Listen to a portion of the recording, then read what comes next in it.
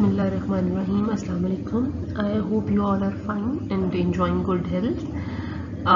Today our topic of discussion is introduction to biochemistry. Biochemistry क्या होती है? Just a brief introduction हमारे पास है. हमने देखना है कि हमने biochemistry को हमारी लाइफ में किस तरह से इम्पैक्ट क्रिएट करती है, कहाँ कहाँ और किन किन फील्ड्स में इसके ज़्यादातर इम्पैक्ट्स पाए जाते हैं. फॉर बिगिनर्स, ख़ास तौर पे उन बच्चों के लिए बहुत अच्छी ये वीडियो होगी इंशाल्लाह, जो कि बायोकेमिस्ट्री से ज़्यादा जिनका नो हाउ नहीं है, तो ये उन लोगों के लिए ज़्यादातर बेनिफिशियल रहेगी. So before starting the video I have to introduce myself. This is Sahibzadi Sara Saleem and you are watching Saira's Chemistry YouTube channel. So like, subscribe and share this channel. Thank you. अच्छा जी, हमारा start करते हैं हम अपनी introduction से. Introduction to biochemistry. Biochemistry is the study of chemical processes. अच्छा, bio का मतलब क्या है? लाइफ. केमिस्ट्री का मतलब क्या है? Chemical reactions. यानी कि अगर हम इन्हें आम अल्फाजों में समझें तो हम कहेंगे इसे कि वो केमिकल रिएक्शंस जो लिविंग ऑर्गेनिजम्स में हो रहे हैं.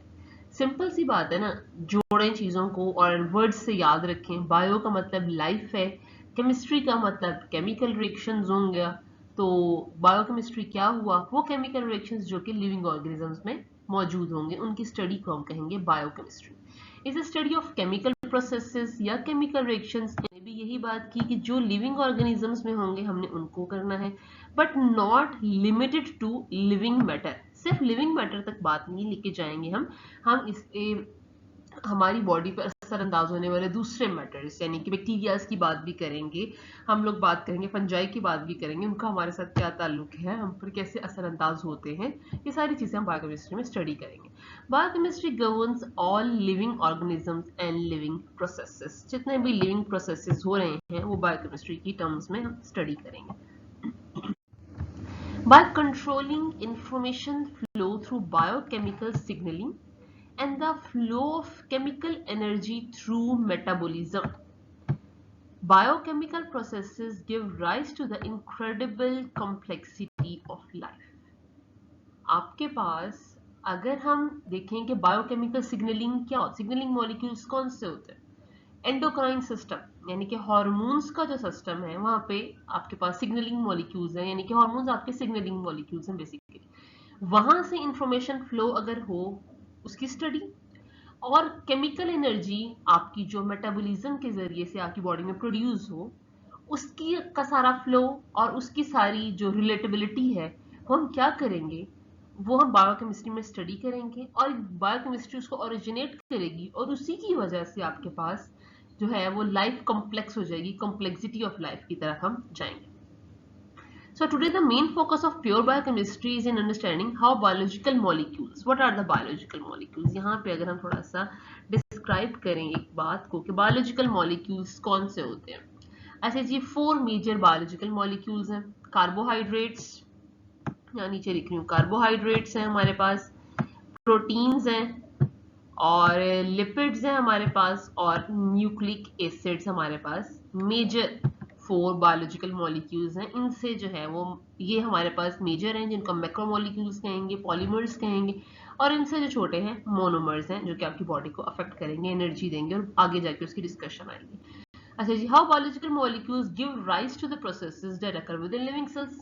अब बायोलॉजिकल मॉलिक्यूल्स में carbohydrates, proteins, lipids, nucleic acids, ये कैसे आपकी बॉडी में जाके अफेक्ट कर रहे हैं और आपकी बॉडी में डिफरेंट प्रोसेसेस की ओरिजिनेट होने का सबब बन रहे हैं, which in turn relates greatly to the study and understanding of whole organisms. इनको स्टडी करके आप पूरे के पूरे ऑर्गेनिज्म को स्टडी कर सकते हैं, क्योंकि हमारी फूड का पार्ट यही 4 मेजर या इसमें से 3 मेजर जो मैक्रोमोलिक्यूल्स हैं वो हमारी फूड का पार्ट है.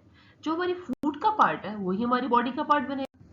Much of the biochemistry deals with the structures मतलब सेल मेम्ब्रेन के स्ट्रक्चर की बात कर लेते हैं, सेल के अंदर मौजूद ऑर्गेनीज के स्ट्रक्चर्स की बात कर लेते हैं, उनके फंक्शंस की बात कर लेते हैं, और उनके इंटरेक्शंस की बात करते हैं डिफरेंट मॉलिक्यूल्स के साथ जो उनके इंटरेक्शंस होंगे उसके साथ, सच एज मजीद proteins, nucleic acid, carbohydrates and lipids. इनके स्ट्रक्चर्स, इनके फंक्शंस और इनके इंटरेक्शंस हमारे सेल्स के साथ, which provide the structure of cell and perform many of the functions associated with life। ये बात पहले ही मैंने कही कि आपके पास जो मेजर बायोमोलिक्यूल्स हैं वही आपकी बॉडी का मेजर स्ट्रक्चर बनाएंगे सेल्स के, वही फंक्शंस कैरी करेंगे और उन्हीं से ही लाइफ एसोसिएट करेगी।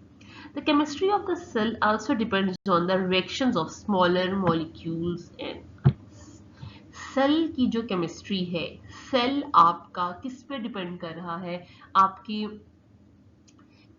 आपके सेल के अंदर क्या जाएगा। सपोज आपने कार्बोहाइड्रेट अपने खाने में ली है, सपोज आपने प्रोटीन अपने खाने में ली है, अब एज अ होल वो प्रोटीन या वो आपके पास कार्बोहाइड्रेट का जो बड़ा लॉफ लिया है आपने, वो एज अ होल तो सेल के अंदर नहीं जाएगा।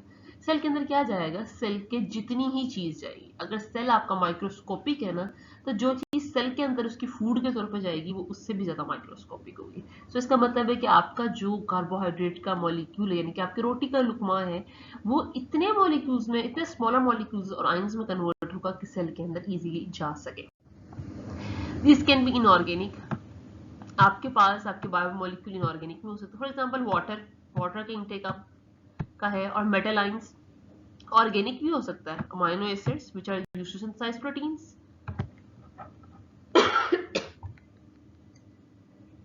The mechanisms by which cells harness energy from the environment through chemical reactions is known as metabolism।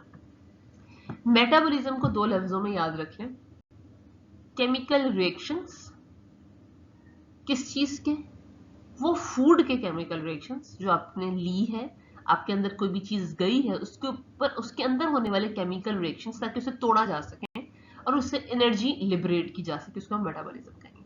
The findings of biochemistry are applied, कहाँ हम इसे अप्लाई करेंगे इन सब की, यानी कि एप्लीकेशंस के लिए कहाँ होगी इनकी, मेडिसिन में, न्यूट्रिशन में और एग्रीकल्चर में।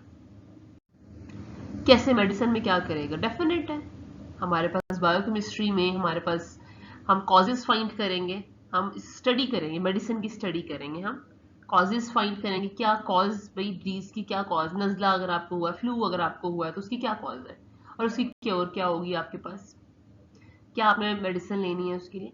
इन न्यूट्रिशन आपने क्या फूड लेनी है और इस फूड का क्या इफेक्ट होगा, और अगर आप फूड ले रहे हैं उसके अंदर क्या डेफिशिएंसी है कि आपको उसके साथ कोई और फूड मिलाकर आप लेंगे तो आपकी डेफिशिएंसी पूरी होगी, है ना। The study how to maintain health and study the effects of nutritional deficiencies, जो न्यूट्रिशनल डेफिशिएंसी उसको कवर करेगा। In agriculture biochemist investigate soil and fertilizers, कि सॉइल के अंदर कैसा मिनरल्स मौजूद हैं और फर्टिलाइजर्स कौन से हमने इस्तेमाल करने हैं उस सॉइल के लिए, ताकि उसकी जो कल्टीवेशन है वो इम्प्रूव की जा सके।